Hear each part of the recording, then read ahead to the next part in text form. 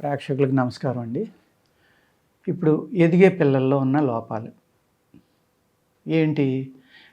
ఎదిగే పిల్లల్లో ఉన్న లోపాలు, వాళ్ళ ఎదుగుదల సరిగ్గా ఉండట్లేదని, మా పిల్లలు పొడుగు ఎదగాలని, లేకపోతే లో వెయిట్ ఉన్నారని అనేక కాల్స్ మాకు వస్తూ ఉంటాయండి. దానికి సమాధానంగా ఈ వీడియో చేస్తున్నాను.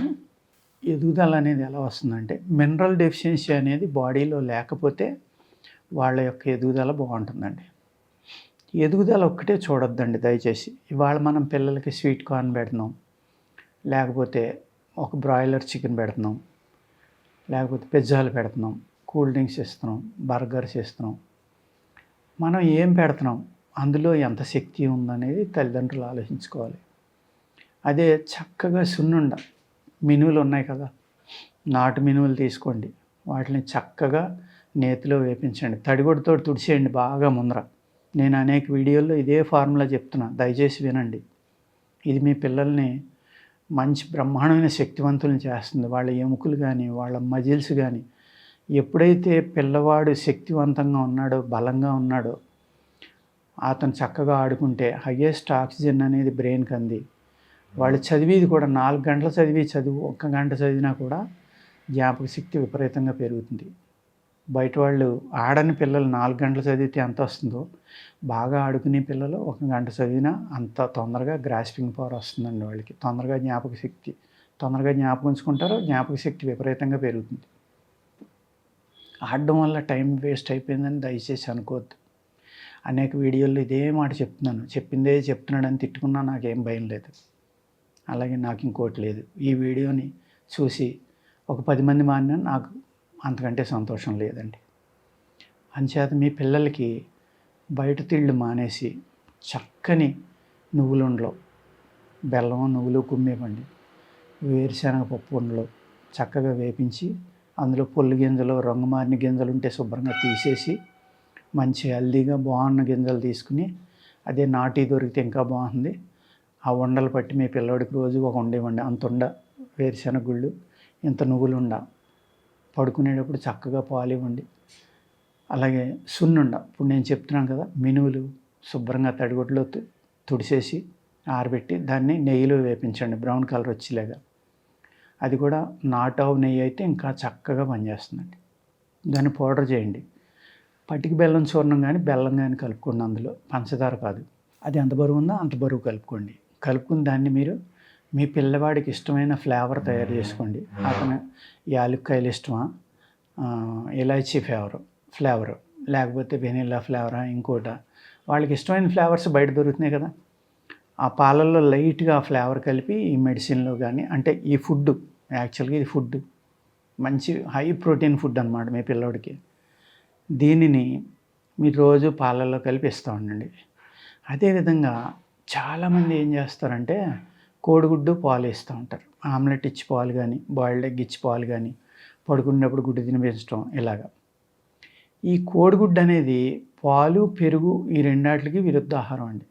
మజ్జిగ, పెరుగు, పాలు. చాలామంది మళ్ళీ పెరుగు అంటే మజ్జిగ అని అడుగుతూ ఉంటారు. పెరుగు మజ్జిగ ఒకటేనండి. నీళ్ళు కోసి కొడితే, నీళ్ళు కొంచెం పోసి కొడితే మజ్జిగ అవుతుంది, లేకపోతే పెరుగుగా ఉంది. ఈ 3 కూడా కోడిగుడ్డుకి విరుద్ధ ఆహారాలండి. మజ్జిగ కొంచెం పర్వాలేదు కానీ పాలు మట్టికి దయచేసి కోడిగుడ్డుతోటి ఇవ్వద్దు. కోడిగుడ్డు ఇచ్చిన తర్వాత 3 అవర్స్ అయినా ఖాళీ ఉండాలండి, ముందర వెనకాల కూడా. అప్పుడు అది విరుద్ధ ఆహారం అనేది, దాని చెడు అనేది కనిపించదు. మీరు ఏమంటారంటే, మేము సంవత్సరం నుంచి ఇస్తున్నాం, మా పిల్లోడికి ఏమీ లేదు, బాగానే ఉన్నాడు. కానీ అది అప్పటికప్పుడు కనపడేది కాదు. బాడీలో ఎన్నో మార్పులు జరుగుతాయి మనకు బయటికి కనపడకుండా. అందుచేత ఈ కోడిగుడ్డు పాలు అనేది తక్కువగా ఇవ్వండి. మనం అయితే ఉన్నాయో అటుకులు, పూర్వం అటుకులు ఉండేవి, లేకపోతే బఠానీలు, లేకపోతే శనగలు, మరమరాలు, ఇలాగా. అలాగే సీజనల్ ఫ్రూట్స్ ఎక్కడైతే మీకు ఆర్గానిక్లో దొరుకుతున్నాయో, న్యాచురల్ ఫార్మింగ్ కానీ ఆర్గానిక్ కానీ అనేక మంది ఇప్పుడు చేస్తున్నారు రైతులు. వరి చేస్తున్నారు, బెల్లం చేస్తున్నారు, పల్సెస్ చేస్తున్నారు, కారం చేస్తున్నారు, అన్నీ చేస్తున్నారు చాలా వరకు. ఎవరి దగ్గర దొరుకుతాయి అనేది తెలుసుకుని జాగ్రత్తగా కలెక్ట్ చేసుకుని, మీరు మీ పిల్లల యొక్క భవిష్యత్తు కోసం ఇవన్నీ ఆలోచించుకోవాలి. మీరు అడగగానే లేకపోతే మీరు అనుకోగానే మీ కాళ్ళ దగ్గరికి ఏదీ రాదు. మీరు గూగుల్‌లో కొట్టండి. ఇవాళ మన కమ్యూనికేషన్ అనేది అద్భుతంగా పెరిగింది కాబట్టి, ఎవరు ఏం సప్లై చేస్తున్నారనేది ఫోన్‌లో చక్కగా మనకు తెలుస్తుంది. ఆవు పాలు కానించి, ఆవు నెయ్యి కానించి, అలాగే నేచురల్ పల్సెస్, అనేక రకాల కూరలు ఇయన్నీ. ఇప్పుడు పిల్లల్లో ఈ గ్రోత్ అనేది లేకపోవడం ఏంటంటే, ఎక్కువగా మినరల్ డెఫిషియన్సీ. మినరల్ డెఫిషియన్సీ ఎందుకు వస్తుంది అంటే, మనం ఏ భూమిలో అయితే వ్యవసాయం చేస్తున్నామో, ఆ భూమిలో పట్టు లేదు. అంటే సాయిల్‌ని పూర్తిగా మనం పాడు చేసాం. ఆ సాయిల్‌లో పండించిన పంటలో కూడా ఈ మినరల్స్ గానీ, విటమిన్స్ గానీ, ప్రోటీన్స్ గానీ ఉండవండి. చాలా తక్కువుంటాయి. కానీ మనం ఏమనుకుంటున్నాం, ఆ మినరల్ ఉన్న ఫుడ్ పెట్టాం, ఆ ప్రోటీన్ ఉన్న ఫుడ్ పెట్టాం, ఈ విటమిన్ ఉన్నది పెట్టాం అనుకుంటున్నారు.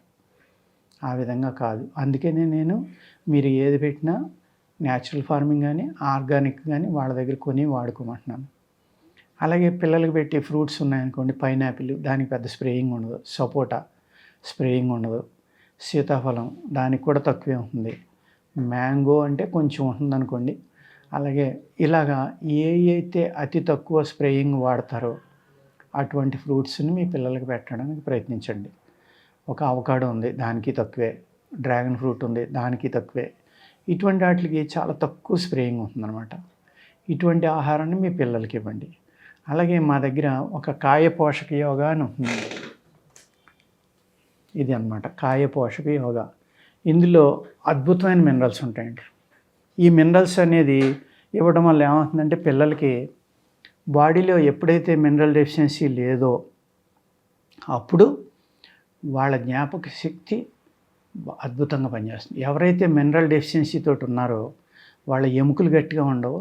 వాళ్ళు తిన్న ఆహారం బాడీకి వంట పట్టదండి. ఆ మినరల్ బాడీలో పెర్ఫెక్ట్గా ఉన్న వాళ్ళు ఎంత తిన్నా కూడా అంతా 99% బాడీకి అబ్జర్వ్ చేసుకుంటుంది.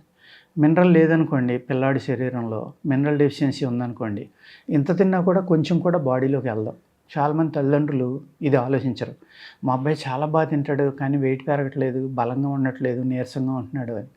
అంటే మీ అబ్బాయిలో తప్పనిసరిగా మినరల్ డెఫిషియన్సీ ఉంది. అప్పుడు మీరు ఇమీడియట్గా అతనికి ఈ మినరల్స్ తోటి కూడి ఉన్న మునగాకు వారానికి 1-2 సార్లు వండి పెట్టడం. అలాగే మంచి మినరల్స్ ఏవి ఉన్నాయి, మస్క్ మిలన్ ఫ్రూట్, దానికి కూడా స్ప్రేయింగ్ తక్కువే ఉంటుంది. హయ్యెస్ట్ విటమిన్ సి ఉంటుంది, అది పెట్టండి. మంచి కరివేపాకు కారం చేయండి, హయ్యెస్ట్ కాల్షియం ఉంటుంది. మంచి ధనియాలు ఇవ్వండి, హయ్యెస్ట్ కాల్షియం. కొత్తిమీర ఇవ్వండి, మంచి కాల్షియం ఉంటుంది. ఇలాగ ఉసిరికాయ మురబ్బా తినిపించండి, ఐరన్ చాలా ఎక్కువ ఉంటుంది అందులో. ఇలాగనమాట. మీరు అంజీరు తినిపించండి.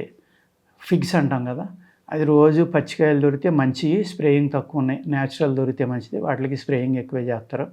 లేదు డ్రై తెచ్చుకోండి, కాశ్మీర్ అంజీరు దొరుకుతుంది డ్రై. అవి ఒక 2-3 శుభ్రంగా కడిగి నానబెట్టి ఉదయం తినిపించండి. తియ్యగా ఉంటుంది, చక్కగా తింటాడు. అదేవిధంగా ఖర్జూరం, డేట్స్ అవి నెయ్యిలో ముంచి ఒక 2-3 కాయలు ఇవ్వండి. మీ పిల్లోళ్ళు ఐరన్ కానీ మిగిలినవి కానీ ఇప్పుడు నేను చెప్పిన ఆహారంలో అన్ని రకాలు ఉంటాయి. మీరు రకరకాల డ్రింక్స్ మీద మోడర్న్ ఏయో రకరకాలు చాలా రకాలు వస్తున్నాయి. అవి వేలకు వేలు పెట్టుకొని పాలల్లో కలిపి తాగించే బదులు ఈ న్యాచురల్ ఫుడ్స్ ఇచ్చారనుకోండి, అది నేచర్లోంచి వచ్చింది. మన బాడీ కూడా నేచర్లో ఒక భాగమే కాబట్టి, ప్రకృతిలో ఒక భాగం మనం కూడా. ఆ ఫ్రూటు ఆ ప్లాంట్ కూడా ప్రకృతిలో ఒక భాగం. అది తిన్నప్పుడు ఏమవుతుందంటే మీ శరీరంలో ఉన్నది అది ఒకటే కాబట్టి చాలా తొందరగా మీ శరీరం అబ్జర్వ్ చేసుకుని న్యాచురల్ ఫుడ్ అనమాట. న్యాచురల్ స్వీట్నెస్, న్యాచురల్ ఫుడ్డు వాటిలో గ్లూకోజ్ ఎక్కువ ఉండదండి. ఫ్రక్టోజు, సుక్రోజు ఉంటుంది ఫ్రూట్స్లో. ఈ 2 రకాలు ఎక్కువ ఉంటాయి. చాలామంది అపోహ ఏంటంటే ఫ్రూట్స్ ఎక్కువ తినేస్తే షుగర్ పెరిగిపోతుందని అలాంటివి ఉండదండి. కొన్నాటిలో అలా జరుగుతుందన్నమాట. పిల్లలకి సీజనల్ ఫ్రూట్స్ తినిపించండి. నేను చెప్పిన పూర్వం మనం అయితే ఆహారాలు పెట్టేవాళ్ళం, ఒక అటుకులు పాలలో నానబెట్టి పెట్టడం, చక్కగా బెల్లం వేసి, లేకపోతే సున్నుండ మంచి నెయ్యి వేసి, నాటవ నెయ్యి, సున్నుండ, నువ్వులుండ, లేకపోతే వేరుశెనగ గుళ్ళతోటి ఇటువంటివి ఇచ్చారనుకోండి, కావాల్సినంత ప్రోటీన్ వస్తుంది మీ అబ్బాయికి, అద్భుతమైన శక్తి వస్తుంది. ఓకేనండి. ఇటువంటి ఆహారం జాగ్రత్తలు తీసుకోవడం వల్ల మీ పిల్లలు చాలా ఆరోగ్యంగా పెరుగుతారు. దానివల్ల మీరు హ్యాపీగా ఉంటారు.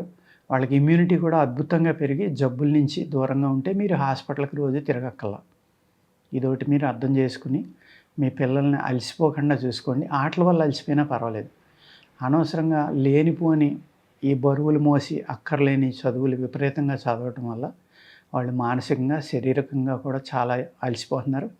అంచేత ఇమ్యూనిటీ తగ్గిపోవడం వల్ల అనేక రకాలైన జబ్బులు పిల్లలకు వస్తున్నాయి. ఓకేనండి. నమస్కారం.